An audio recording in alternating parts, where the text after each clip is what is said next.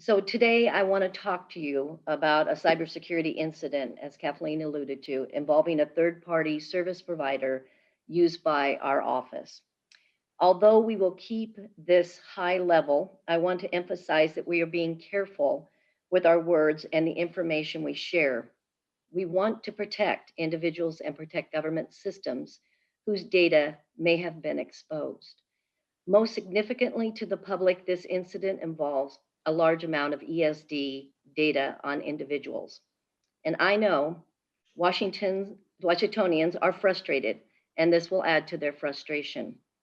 Each individual who has been impacted by the earlier fraud at ESD is already frustrated.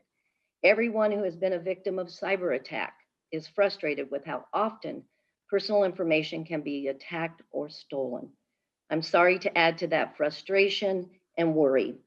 We are absolutely committed to doing everything we can to mitigate the harm caused by this incident. Let me give you a brief overview. We use a third-party service provider, Acelian, to transmit data files in our audits. In mid-January, Acelian announced it had a security incident in December.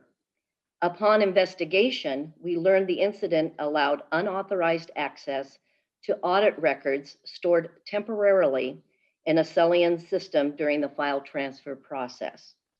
The records include personal information as a part of approximately 1.6 million unemployment claims filed in 2020.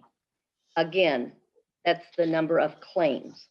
Our understanding is that the number of individuals affected is less than 1.6 million, but more than a million. Additionally, the incident may have affected personal information of a smaller number of people, including data held by the Department of Children, Youth, and Families.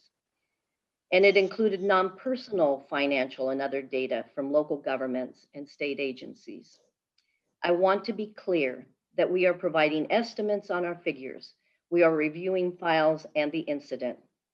I also want to be clear that the Employment Security Department did nothing to cause this. This was an attack on a third-party service provider. This incident had multiple victims. We at the State Auditor's Office are one of them.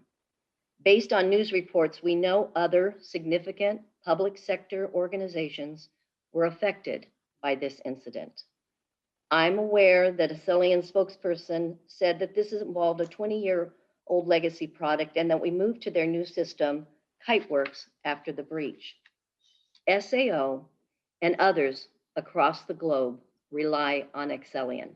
We have used Acelian software for 13 years, and it has been kept up to date throughout that time.